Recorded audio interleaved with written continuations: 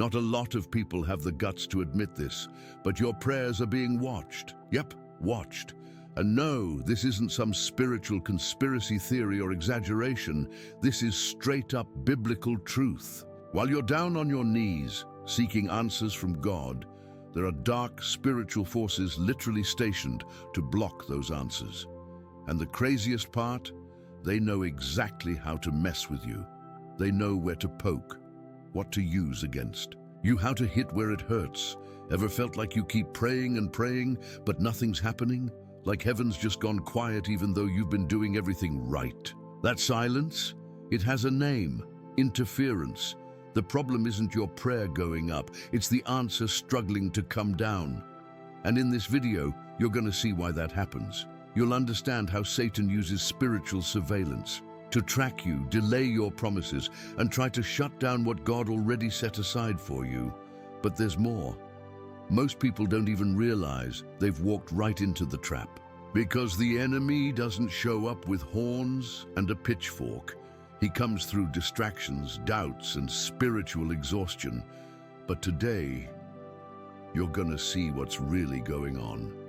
Your eyes are about to open to the invisible war happening all around you. And more importantly, you'll learn how to fight back with spiritual awareness, strength, and the powerful name of Jesus. From the moment you whispered that prayer, God heard you.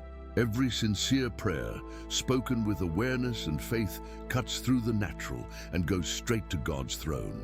It's not just words floating in the air, it's a real spiritual transmission. And the wildest part? It happens instantly, even when you don't feel anything. But here's the part almost nobody talks about. Once heaven releases the answer, it's got to travel back through a battlefield, an invisible war zone, just to reach your heart. Think of it like a radio signal trying to cut through interference. The issue was never that God didn't respond.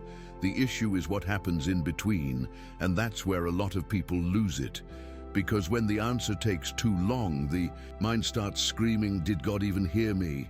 But those who understand spirituality know that gap between prayer and breakthrough, that's the most fragile, most critical moment. That's when faith either grows or fades. But hey, breathe, because once you understand what's blocking the answer, everything shifts. Satan's not afraid of weak prayers. He's terrified of persistent ones. That's why, when God sends an answer, hell scrambles to intercept it. Not physically, but spiritually, through interference, static, and distractions. How? By throwing doubt into your thoughts, stirring up emotional chaos, or sending people to pull you off track, all just to make you give up before the blessing drops. It's like he builds a maze of confusion in your path. And his favorite weapon, time. The longer you wait, the louder he whispers lies like, "God forgot about you," or "You don't deserve this." It's all part of his old school strategy. He makes you focus on the delay instead of the promise. And sadly, that's when a lot of people give up, just one step away from their answer. But the believer who gets this, they don't panic when things go quiet. They know that behind the delay, there could be a full-on spiritual war raging. That's why your position matters. This is not the time to quit praying. It's time to double down. And while you're holding the line down here, there's someone fighting for you up there. And we're about to go deeper into that. The angels, yeah. Not many people talk about this, but your prayers aren't just heard by God. They're presented by angels before his throne. These heavenly messengers don't just deliver your requests. They also help bring the answers back. They're not bystanders, they're warriors in the battles that shape your destiny. In Daniel 10, the Bible breaks this wide open. An angel was sent with an answer to Daniel's prayer, but got held up for 21 days by a demonic force. What broke through the delay? Persistence. As Daniel fasted and prayed, the archangel Michael showed up to break the resistance. See, it wasn't that God was silent. It was spiritual warfare. So when you pray and nothing seems to happen, remember, heaven might be in motion. There could be angels fighting on your behalf in places your eyes can't see. Meanwhile, the enemy doesn't sit back. He fires his next move: distraction, doubt, and urgency. And that leads us to the next trap that crushes so many people's faith, the waiting season. It's not dangerous just because it's long. It's dangerous because of the hidden traps along the way. Satan knows that if he can pull a believer out of their waiting position, that inner peace of trusting without seeing, he breaks the cycle of faith. How does he do that? Through pressure, through shortcuts, through fake blessings that look right, but are spiritual setups. How many times have people prayed for a godly spouse, but when it takes too long, they settle for someone okay-ish, thinking it's the answer? But it's not a blessing, it's a distraction. Dressed up, that almost person becomes a spiritual delay. And by the time the real answer shows up, you're already tied up in the wrong alliance. Harsh, but true. That's why staying spiritually aware during the wait matters more than most people realize. Staying in position is a daily choice. And sometimes the biggest miracle isn't receiving. It's not moving ahead of time. God's timing never fails. What fails is our patience. And this mistake, it's all over the Bible, as Exodus 32. Moses climbs the mountain. The people wait, but not for long. They get impatient, build a golden calf. Imagine that. They traded the presence of God for a statue just because they thought it was taking too long. The result? One of the biggest spiritual breakdowns in history, all because they didn't understand time. Another one? 1 Samuel 13. Saul was anointed king, but jumped the gun. Instead of waiting for Samuel, he made the sacrifice himself. Was it a spiritual act? Yeah. But it wasn't his role, and it wasn't time. That one rushed decision cost him everything. God rejected him. See how even good intentions can become huge mistakes if done outside the right time. These stories weren't put in the Bible by accident. They're warnings. When anxiety kicks in, remember, real spirituality isn't about speed. It's about direction. Faith has timing, and to stay in it, you've got to stay whole. Because one of Satan's favorite loopholes to exploit, hidden sin. In the spiritual world, everything runs on principles. One of them is legal ground. If a believer walks in unconfessed sin, they basically give Satan permission to mess with their life. It's not that God stops listening, but a barrier forms. Revelation 12:10 calls Satan the accuser. And trust me, he knows how to use that. Look at Job 1. The devil literally showed up before God to accuse Job. Now imagine what happens when someone's walking around with a guilty conscience. They become easy targets. And when the enemy finds those open doors, he uses them to delay, confuse, or even paralyze your spiritual answers. That's why clean hands and a pure heart aren't optional. They're your shield. Hidden sin doesn't just push God away. It weakens your authority. But when you walk in integrity, heaven backs you. That's the posture that keeps your life aligned with the answers God already released. It's not easy to stay firm when everything feels stuck. But that's the difference between people who just pray and people who live a life of prayer.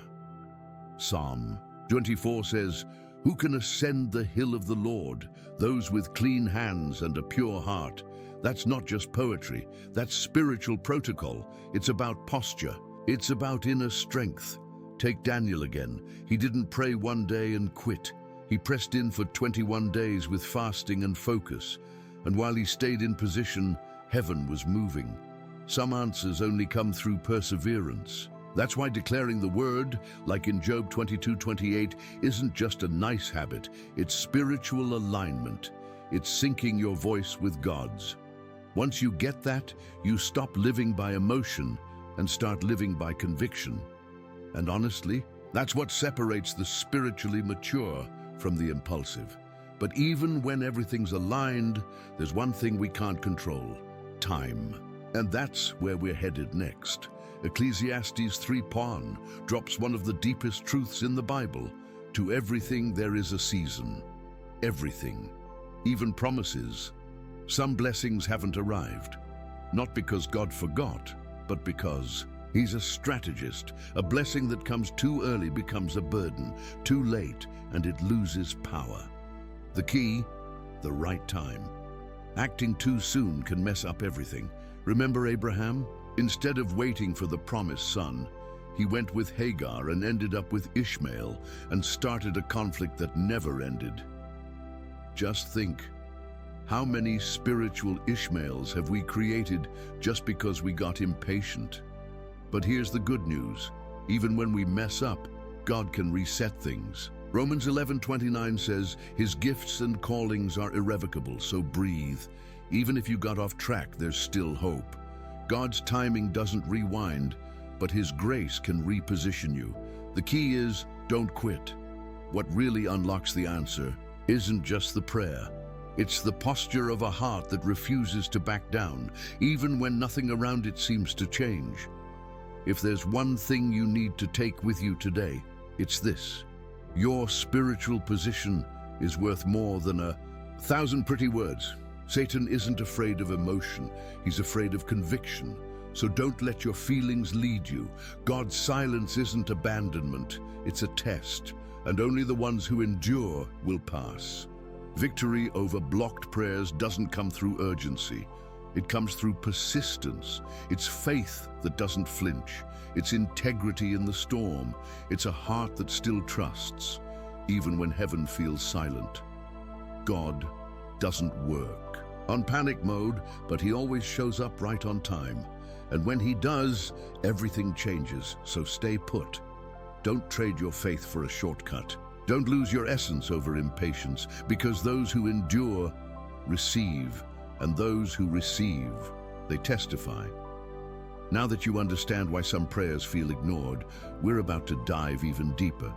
Because there's an even bigger reason. You're being monitored. Now that you know what's really happening behind God's silence, let me ask you, how many answers have you missed because you gave up too soon?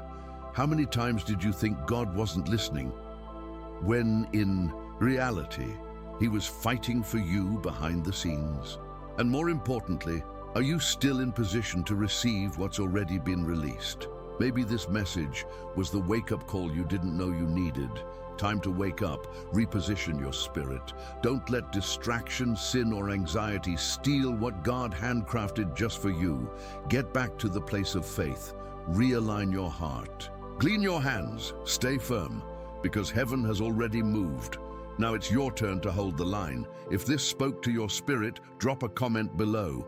Tell us how God used this to reach you. And of course, subscribe to the channel and hit the bell icon, because there's way more deep and freeing content on the way. Here, we don't just scratch the surface, we go deep. So buckle up, because your victory journey is just getting started.